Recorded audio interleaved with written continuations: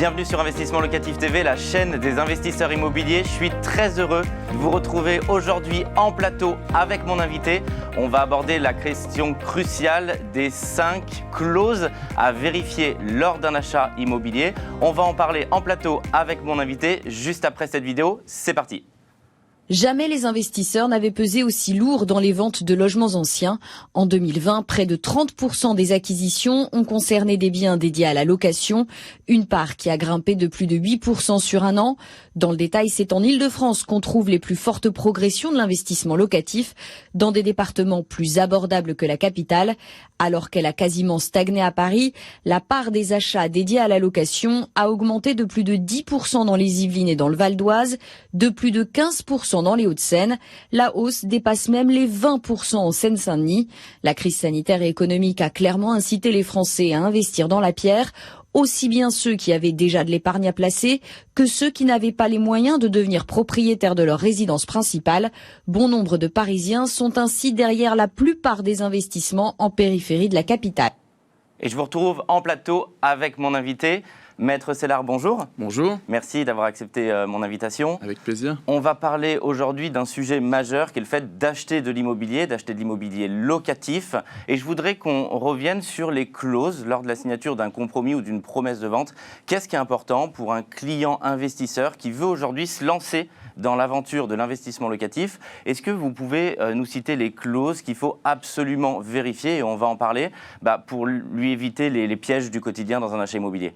Alors, la première chose déjà, surtout, c'est ne pas hésiter à demander au notaire toutes les questions possibles sur les clauses. Il n'y a pas de questions bêtes.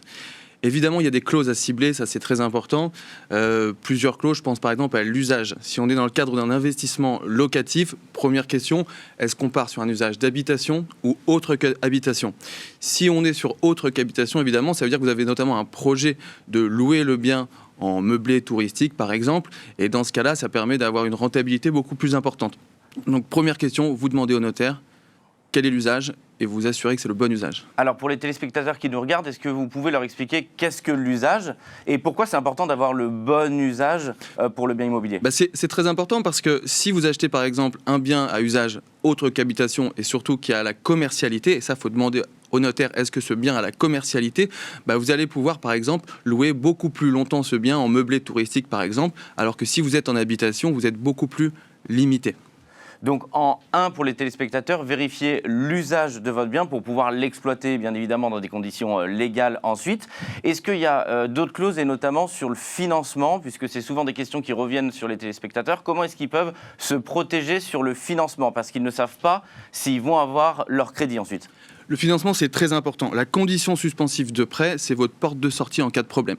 On sait qu'aujourd'hui, les financements bancaires sont parfois plus compliqués. Si vous vous engagez dans une promesse de vente ou dans un compromis de vente et que vous avez un problème de financement, vous allez être bloqué. Donc, on regarde la condition suspensive et on s'assure qu'elle correspond à votre situation. Quel est le montant qu'on va emprunter? Quelle est la condition, quel est le taux d'emprunt et quelle est la durée maximale d'emprunt?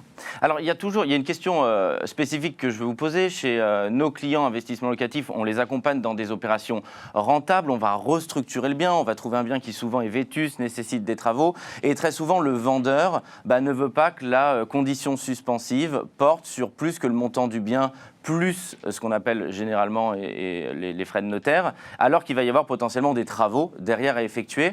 Comment est-ce qu'on peut aider là-dessus les clients pour qu'ils ne soient pas en difficulté, puisque la condition suspensive va être plus faible que le montant total de l'opération? Alors, ça, c'est vraiment un sujet de pseudo-tension en promesse de vente ou en compromis de vente, c'est souvent le petit combat entre le vendeur et l'acquéreur. Première chose, vous anticipez, vous attendez pas le jour du rendez-vous pour débattre de ça parce que ça crée des tensions et parfois vous risquez de perdre un bien parce que le vendeur va se lever et partir. Donc vous anticipez, vous voyez ça avec votre notaire. Pour répondre à votre question, conventionnellement, on peut faire ce que l'on veut dans la promesse de vente ou dans le compromis de vente. Donc, on peut indiquer que l'on souhaite emprunter 115 000 euros alors qu'en fait, le prix est de 100 000 euros, par exemple. La seule chose, c'est que c'est même pas le vendeur, c'est le notaire qui va dire non, on ne veut pas, on veut limiter la condition suspensive au prix. Donc, si vous y arrivez, tant mieux, mais souvent, le notaire du vendeur va refuser. Donc, c'est important de bien anticiper ça. Donc votre conseil, voilà, pouvoir l'anticiper et dialoguer en amont, que ce soit avec votre confrère, Absolument. que ce soit avec le vendeur. Ou dire tout de suite au vendeur ou à l'intermédiaire, voilà, moi j'ai pas de souci a priori de financement, mais je voudrais également emprunter les travaux. Est-ce que ça vous pose un souci? L'anticiper. Et attention à ce qui est un petit peu à la mode de renoncer systématiquement à la condition suspensive de prêt pour plaire au vendeur. Ça n'a pas trop de sens et ça vous met en risque. Donc si vous êtes obligé de passer par un prêt, vous ne renoncez pas. Mais en même temps, c'est un vrai sujet sur des marchés extrêmement tendus. Absolument. Et vous exercez à Paris, c'est la réalité. Quand il y a 10 acheteurs qui, quelquefois, veulent se positionner sur le même bien, c'est une des différences. Et si on était dans la peau du vendeur, on aimerait aussi sécuriser son financement. Donc j'entends qu'en tant que conseil, vous le conseillez pas, mais quelque part derrière, il y a aussi la réalité terrain. Est-ce que vous faites quand même des acquisitions sans condition suspensive de prêt ou quel est le volume que vous envoyez passer? C'est une très bonne question parce qu'évidemment, il ne faut pas s'éloigner de la pratique. La théorie, c'est bien, mais la pratique dans tous les jours, c'est important aussi. On peut renoncer à la condition suspensive de prêt, sauf que si vous n'avez pas le financement, vous avez une action qui part derrière et vous avez tout à perdre.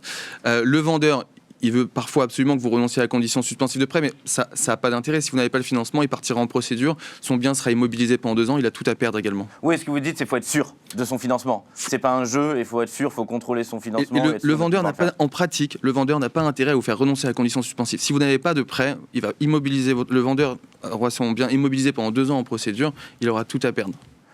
Est-ce qu'on peut voir une autre clause, et notamment celle où fiscalement, on peut laisser la possibilité à l'acheteur de potentiellement acheter en société, acheter avec quelqu'un d'autre, acheter avec une personne de sa famille, acheter avec un associé ou acheter lui-même? Qu'est-ce qu'on peut insérer pour le protéger au maximum? Alors, pour être très pragmatique, très souvent, on trouve un bien, il faut réagir vite parce qu'évidemment, il y a plein d'acquéreurs sur le coup, entre guillemets. Et dans ce cas-là, on va acheter en personne physique parce qu'on n'aura pas encore constitué de société, par exemple. Donc, au stade du compromis de vente ou de la promesse de vente, on achète en personne physique, madame ou monsieur achète, et surtout, on vérifie ou on demande au notaire de bien mettre une clause de substitution. Cette clause de substitution, c'est ce qui fait qu'on pourra après créer une société et finalement acheter avec la société. C'est courant, vous en faites beaucoup? Ça se fait de façon courante? On en fait beaucoup. La plupart du temps, les sociétés ne sont pas constituées au stade du compromis de vente ou de la promesse de vente, donc on achète en personne physique, on demande la clause de substitution et on substitue entre la promesse de vente et la vente définitive. Je voudrais qu'on parle du bâti, de la copropriété de manière générale. Quelles sont les clauses qu'on peut insérer pour protéger un client, et ça va intéresser les téléspectateurs qui nous regardent, pour pouvoir finalement acheter sereinement en copropriété? Alors, quand on achète en copropriété, quand on fait un investissement locatif, le prix c'est bien. Souvent, on se dit tiens, j'ai réussi à obtenir un bon prix.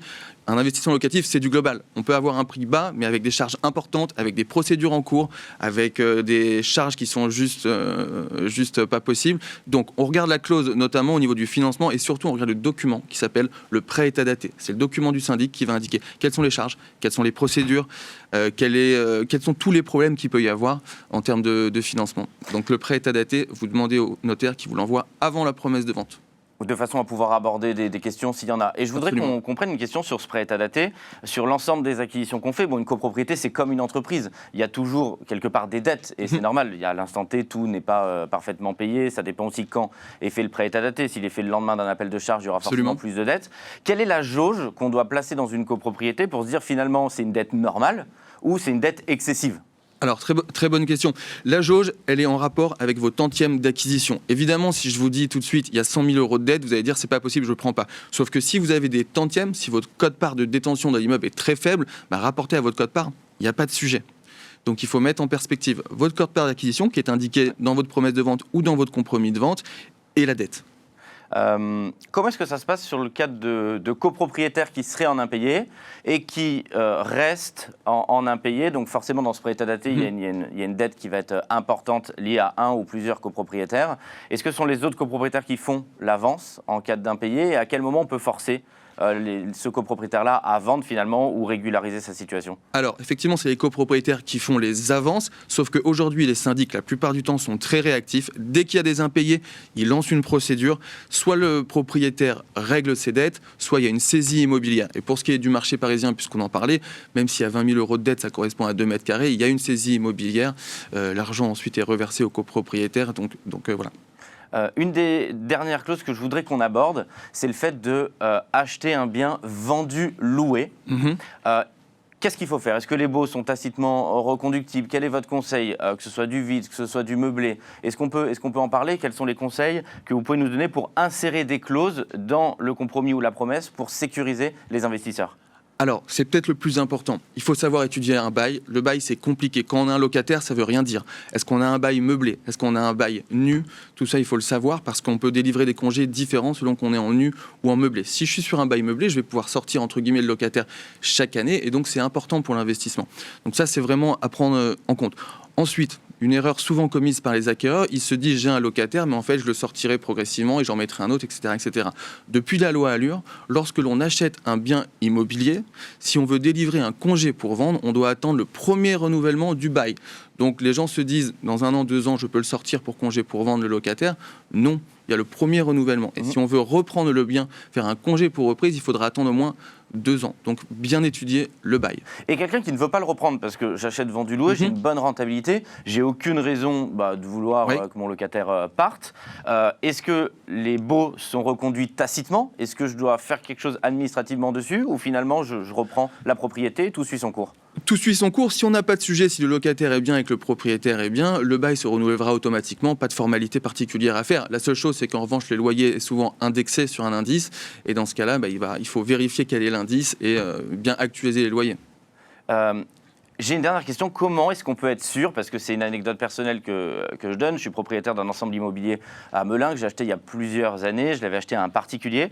Quand j'ai acheté, il avait déclaré qu'il n'y avait aucun impayé, que tout était bien. Et quand je suis devenu propriétaire, je me suis rendu compte qu'il y avait 2 lots qui étaient en impayé, alors qu'il avait produit les quittances. On hérite finalement d'une patate chaude. Comment est-ce qu'on peut être sûr que ce qu'on achète sur un achat vendu loué n'est pas en impayé, il n'y a pas une procédure? Est-ce que c'est seulement basé sur le bon vouloir du propriétaire ou comment est-ce qu'on peut mieux vérifier ça? Alors, la première chose, évidemment, c'est lors d'une acquisition d'éviter la patate chaude. Alors, il y a plusieurs choses à faire. Vous demandez au notaire, parce que parfois il ne le fait pas, vous demandez le quittancement des loyers à minima des 3 derniers mois. Concrètement, il faut qu'ils annexent à la promesse de vente ou le compromis de vente les quittancements des derniers loyers. Ça, c'est la première chose. La deuxième chose, vous demandez au notaire que le vendeur déclare qu'il n'a jamais eu d'impayé à sa connaissance. L'air de rien, si le propriétaire a eu des impayés, ça va le gêner de déclarer qu'il n'en a jamais eu sur un acte notarial. Oui, parce qu'il y aura la trace écrite dans l'acte. Absolument. Troisième point important, c'est des petites choses, c'est pas du juridique. Si le vendeur vient pas au rendez-vous et qu'il fait une procuration, soit c'est parce qu'il est très occupé, soit c'est parce qu'il n'a pas forcément envie de vous avoir face à vous et de dire que tout va bien et que le locataire est parfait. Donc c'est un faisceau d'indices qui fait qu'on peut se sécuriser au maximum. D'accord, mais donc il n'y a rien de contractuel à 100% qui peut valider ça. Ce qui est contractuel, c'est de faire déclarer au vendeur qu'il déclare justement qu'il n'y a jamais eu d'impayé. Et à partir du moment où il fait une fausse déclaration, sa responsabilité peut être engagée. D'accord. Mais par principe, dans les avant-contrats, le vendeur ne déclare pas qu'il n'y a jamais eu d'impayé. Donc il faut bien regarder ça dans l'avant-contrat. Merci beaucoup d'avoir répondu à mes questions. Je suis persuadé que ça vous aura passionné. Je vous invite à cliquer sur le lien ci-dessous pour télécharger le guide de ces 5 clauses. Je vous dis à très bientôt dans une prochaine émission. Au revoir.